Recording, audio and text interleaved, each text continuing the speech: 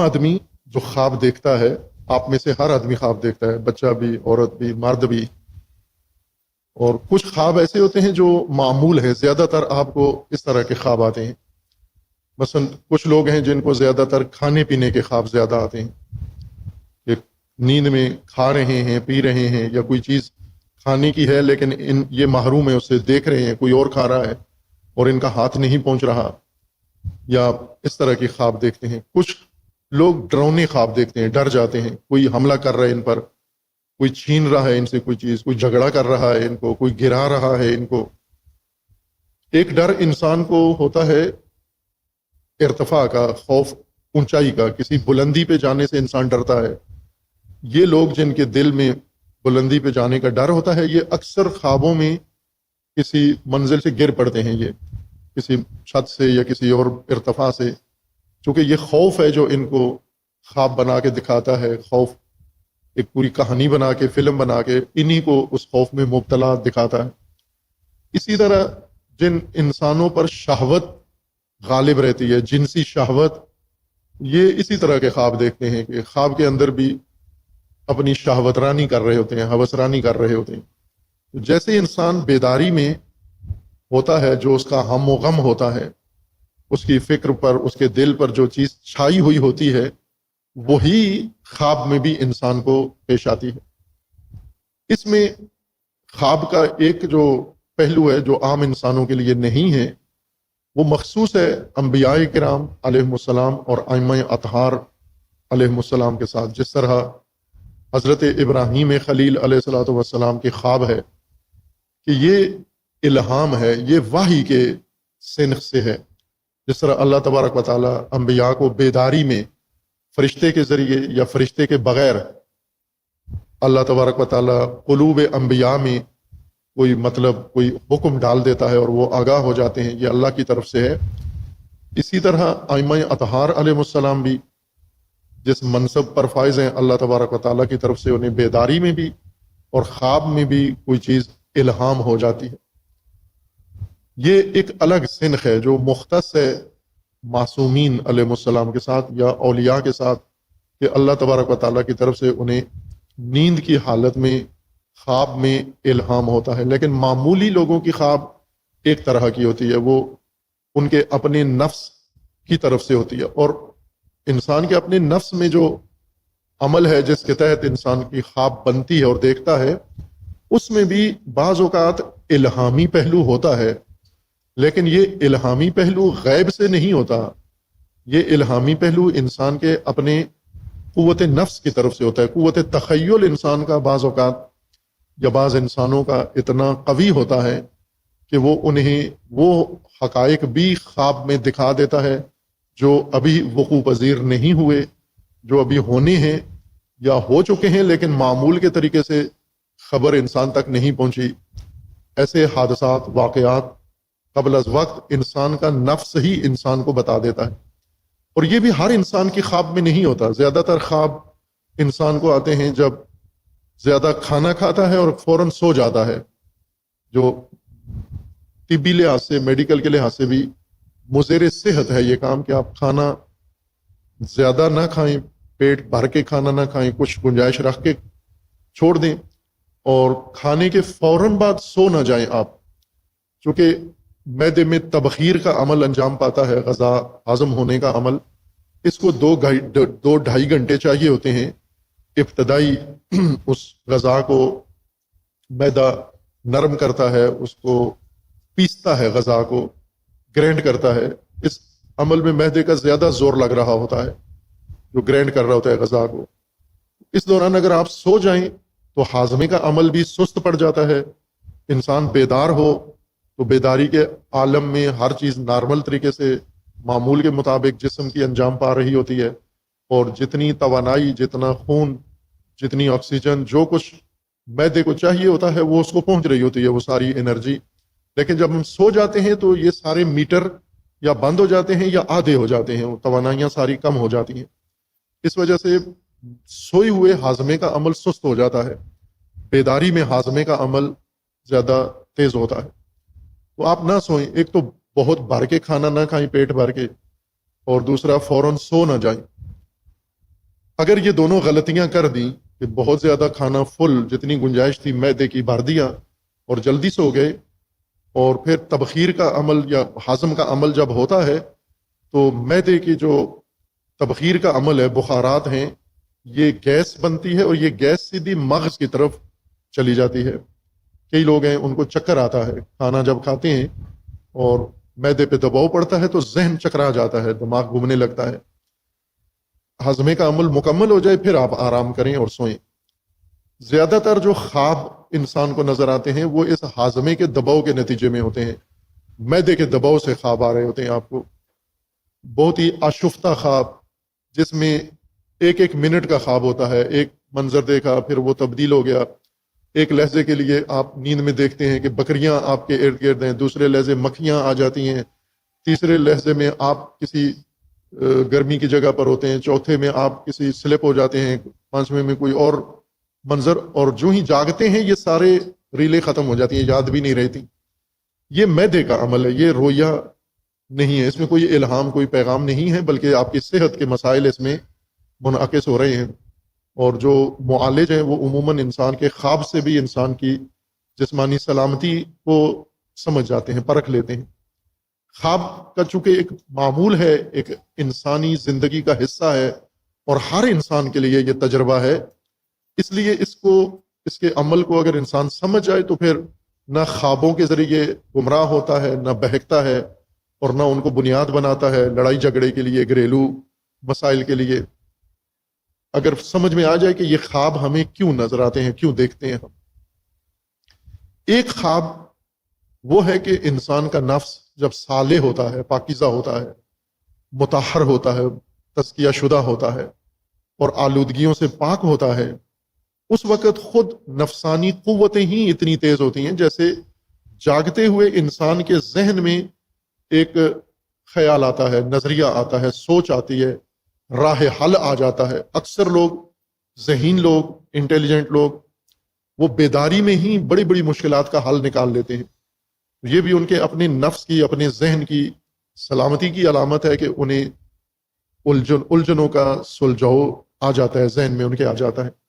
لیکن بہت سارے لوگ ہیں وہ سوچتے بھی رہتے ہیں، انہیں کوئی سمجھ نہیں آتی کہ یہ کیسے مسئلہ حل ہوگا، معمولی مسئلہ ہو وہ بھی ان کے لیے مشکل بن جاتا ہے۔ لیکن جو صالحین ہیں ان کی نفسانی قوتیں تیز ہیں، پاک ہیں، بیداری میں بھی وہ تیز ہیں اور نیند میں بھی، تخیل کے ذریعے بھی وہ ان حصوں کے ذریعے سے تخیل بعض چیزیں انسان کو دکھا دیتا ہے۔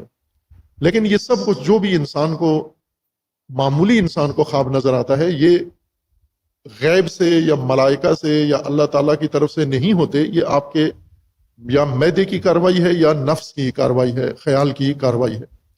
لیکن قرآن کریم کا فرمانا ہے کہ اللہ تبارک و تعالیٰ اپنے بندوں کو آگاہی دیتا ہے۔ الہام اس غیر محسوس آگاہی کو کہتے ہیں جو اللہ تبارک و تعالیٰ کی طرف سے انسان کو عطا ہوتی ہے۔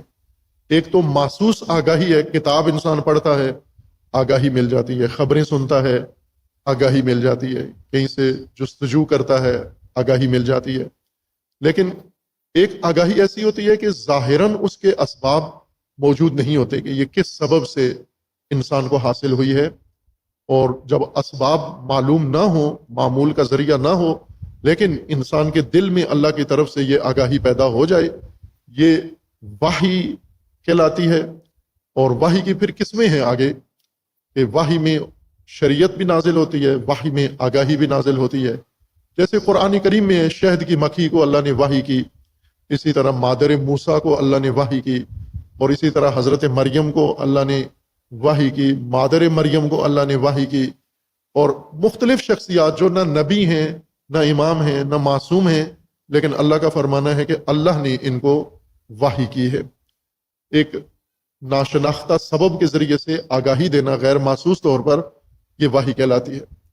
الہام وہ آگاہی ہے، وہ بھی مرموز آگاہی ہے یا ایسی آگاہی ہے جو اللہ کی طرف سے انسان کو دی جاتی ہے، کبھی کسی سبب کے ذریعے، کبھی بلا سبب۔ مثلا آپ علامہ اقبال رحمۃ اللہ علیہ پڑھیں، اگر کوئی توفیق ہو جائے، جوانان اقبال کے شاہینوں کو اگر خبر ہو جائے، چونکہ اقبال کے شاہین ابھی شکار میں مصروف ہیں، اور شاہینوں کا شکار عموماً چوہا ہوتا ہے، لہذا بلند پرواز پڑھتے ہیں، تعلیم حاصل کرتے ہیں، نوکریاں کرتے ہیں شاہین، آخر کار نگاہیں ساری چوہے پہ ہوتی ہیں۔ تو اگر یہ شکار سے تھوڑی شاہینوں کو فرصت مل جائے، علامہ اقبال کے کلام کو پڑھیں سمجھیں، اللہ تعالیٰ نے کیا آگاہی اقبال کو دی ہے، اسی کو الہام کہتے ہیں۔ اقبال کے استادوں کے پاس یہ آگاہی نہیں تھی، یہ شعور نہیں تھا۔ اقبال کے مقامی استاد لاہور کے، سیالکوٹ کے، اور غیر مقامی استاد انگریز اور دوسرے پروفیسر، بڑے بڑے ڈاکٹر، ان سب کے اندر یہ شعور نہیں تھا، اتنی اعلیٰ آگاہی وہ نہیں رکھتے تھے جتنی اللہ نے علامہ اقبال کو دی۔ تو ظاہر ہے تعلیم و تعلم سے یہ آگاہی نہیں ملی، ایک خاص اللہ کا لطف ہے کہ جب انسان اپنے نفس کو آمادہ کر لیتا ہے دریافت کے لیے، اللہ کی طرف سے آگاہی اور معرفت کے لیے نفس کو تیار کر لیتا ہے، پھر اللہ کی طرف سے ملتی ہے۔ یہ آگاہی عام ہے، سب کے لیے ہے۔ مشکل یہ ہے کہ ہماری اندر وہ قابلیت نہیں ہے۔ اس کو آج کی ٹیکنالوجی کی مثال سے آپ آسانی سے سمجھ سکتے ہیں کہ آپ کے پاس اس وقت جو ڈیجیٹل ٹیکنالوجی کے ڈیوائسز آپ کے پاس ہیں، موبائل آپ کے پاس ہیں، ان موبائل میں جو مواصلاتی کنیکشن ہیں، لنکس ہیں، سگنل ہیں، مختلف ہیں۔ آپ میں سے کسی کے موبائل میں واٹس ایپ ہے، کسی کے موبائل میں واٹس ایپ نہیں ہے، کسی کے موبائل میں ایک سگنل آتا ہے، دوسرے کے موبائل میں یہ سگنل نہیں آتا۔ مثلا عام آدمی کا موبائل ہے، اس میں کوئی اگر کال کرے، فون ملائے تو مل جاتا ہے، گھنٹی بج جاتی ہے، بات ہو جاتی ہے، لیکن آپ اس میں انٹرنیٹ کھولیں تو آپ کہتے ہیں نہیں، میرے موبائل میں انٹرنیٹ کنیکشن نہیں ہے، میں نے پیکج نہیں لیا ہوا، یا میں نے یہ سم ہی نہیں لی ہوئی جس میں انٹرنیٹ چلتا ہے، صرف کال آتی ہے جاتی ہے۔ کچھ کے ہاں انٹرنیٹ چلتا ہے، جن کے پاس انٹرنیٹ چلتا ہے، پھر اور بہت ساری ایپس اور بہت سارے اور انہوں نے مواصلاتی سہولتیں اپنے موبائل میں لی ہوتی ہیں، اور وہ یہ سارے کام کرتے ہیں۔ کچھ ایسے ہیں جن کے موبائل میں ٹی وی بھی چل جاتا ہے، جن کے موبائل میں سارا کام میڈیا بھی ہو جاتا ہے، انجام پاتا ہے۔ تو یہ آپ کی ڈیوائس پر انحصار ہے کہ اس میں کیا قابلیت ہے۔ اگر آپ کے پاس وہ چائنا والا بٹن سسٹم ہے تو صرف کال آئے گی، آپ کو تصویر نہیں آئے گی، انٹرنیٹ نہیں چلے گا، واٹس ایپ نہیں چلے گا، سمارٹ فون والی کوئی سہولت آپ کے بٹن والے موبائل میں نہیں آئے گی۔ انسان بھی اسی طرح سے ہیں، کچھ بٹن سسٹم عام انسان ہیں کہ جن کو کال آ جاتی ہے لیکن تصویر نہیں آتی اور نیٹ نہیں آتا، نہیں چلتا۔ انسان کے دل ان ڈیوائسز کی طرح ہیں۔ کچھ بڑے ہائی کلاس کے نفوس ہیں جن کی ٹیکنالوجی، جن کی تربیت، جن کا تزکیہ، جن کی آمادگی بھرپور ہے، اور وہ ہر چیز پا لیتے ہیں جو بیان ہو۔ مثلا ابھی آپ کے سامنے ایک سادہ سی گفتگو ہو رہی ہے، عام سی طالب علمانہ گفتگو ہو رہی ہے، اور بعض ایسے ہیں ان کے اوپر سے جا رہی ہے گزر، کیونکہ ان کی ڈیوائس میں یہ سسٹم ہی نہیں ہے کہ یہ سادہ سی بات بھی ان کے ذہنوں میں جائے، ان کی ڈیوائس دل قبول کرے اس بات کو۔ آخر میں پوچھتے ہیں، گھنٹہ 2 گھنٹے مجلس ان کے کس موضوع پہ بات ہو رہی تھی۔ ایک دفعہ میں ایک شہر میں تھا، کوئٹہ میں مجلس پڑھ رہا تھا، تو معمول کے جو وہاں سامعین تھے وہ تو بڑے انہماک سے سنتے تھے۔ ایک دن ایک مومن آئے پہلی دفعہ دور کسی شہر سے، اور آگے ہی بیٹھ گئے، اور ان کو عادت تھی داد دینے کی، تو وہ ہر جملے پہ داد دیتے تھے مجھے، اور لوگ بھی پریشان تھے کہ آپ خاموشی سے خود بھی سنو، ہمیں بھی سننے دو۔ باہر کے باذوق آدمی تھے، وہ ہر جملے پہ داد دے رہے تھے۔ تو ابھی تو اس وقت جوانی تھی، مجالس زیادہ لمبی ہوتی تھی اس وقت، اب ذرا عمر گزر گئی ہے تو مجھ میں بھی اتنا حوصلہ نہیں ہے، ابھی مختصر مجلس ہوتی ہے، ابھی 2-2.5 گھنٹے کی ہوتی ہے، اس وقت 3-4 گھنٹے کی مجلس ہوتی تھی۔ اب وہ اتنی لمبی مجلس میں مسلسل داد دیتے رہے۔ بعد میں مجھے کہتے ہیں کہ میں نے دور جانا ہے، تو اگر کسی کو کہیں کہ مجھے موٹر سائیکل پہ چھوڑ آئے کسی اسٹیشن تک، تو میں نے ایک جوان سے کہا کہ انہیں اڈے تک چھوڑ آئے آپ۔ تو راستے میں اس جوان سے پوچھتے ہیں کہ یہ آغا صاحب کیا کہہ رہے تھے یہ مجلس میں؟ یہ جو سب سے زیادہ داد دے رہا تھا، معزوز ہو رہا تھا، اس نے جوان سے پوچھا کہ بات کیا کر رہے تھے؟ مجھے تو کوئی بات سمجھ نہیں آئی ان کی، جو میں پتہ تو چلے کہ کیا سن کے آیا ہوں۔ اب اسی طرح ڈیوائسز میں فرق ہوتا ہے، دل وہی ڈیوائسز ہیں اللہ کی بنائی ہوئی، کچھ چائنا ہیں، کچھ شدرا کی بنی ہوئی ہیں مقامی، اور کچھ جو ہیں وہ اعلیٰ کمپنیوں کی ہیں، بڑی اچھی کمپنیوں کی ہیں۔ دل انسان کا اسی طرح سے ہے، نفوس ہماری روحیں اسی طرح کی ہیں. کچھ روحیں ایسی ہیں جو دن بھر چھوٹے چھوٹے کاموں میں، دن بھر کھانے پینے میں اسی میں لگی رہتی ہیں. ظاہر ہے یہ اعلیٰ سگنل نہیں دریافت کرتے یہ دل، لیکن کچھ دل جو اپنے آپ کو خیال رکھتے ہیں، پاکیزہ رکھتے ہیں، تطہیر و تہذیب کی ہوئی ہوتی ہے، یہ خصوصی سگنل بھی پکڑ لیتے ہیں. اس لیے آپ دیکھیں بعض لوگوں کے ذہن میں یہ فکر آتی ہے، آپ سوچ رہے ہوتے ہیں میرے ذہن میں کیوں نہیں آئی یہ بات. بس چند جوان ہیں ایک کلاس میں بیٹھے ہوئے ہیں، ایک کلاس فیلو کے ذہن میں ایک بات آئی ہے، دوسرے حیران ہے کہ میرے ذہن میں یہ بات کیوں نہیں آئی، اس کے ذہن میں آ گئی ہے. تو یہی فرق ہے، سگنل آپ کی طرف بھی آ رہے ہیں لیکن آپ کی ڈیوائس نے سگنل پکڑا نہیں، دریافت نہیں کیا، وہ گزر گیا. اس کی جو ڈیوائس ہے وہ تیار ہے، اس نے یہ سگنل پکڑ لیا ہے. اور یہ بڑا خوبصورت قانون ہے اللہ تبارک و تعالیٰ کا. ٹیکنالوجی نے یہ ڈیجیٹل ویوز، الیکٹرانک ویوز اور الیکٹرک ویوز ابھی کشف کی ہیں، لیکن عام انسان ازل سے یہ ویوز استعمال کر رہا ہے، دریافت کر رہا ہے. آپ کے دلوں میں جو غلط باتیں آتی ہیں آپ کے ذہن میں، یہ اکثر کے ذہن میں آتی ہیں غلط باتیں. اس کی ڈیوائس تیار ہے سب کے لیے. کیوں آتی ہیں، کہاں سے آتی ہیں؟ قرآن کہتا ہے شیطان وسوسہ ڈالتا ہے، یعنی کوئی منبع ہے پیچھے جو یہ ویوز ساری بنا کے پھینکتا ہے، اور آگے بیٹھے ہوئے کچھ لوگوں کے ذہن میں یہ شیطانی خیال آتا ہے، کچھ کے ذہن میں نہیں آتا.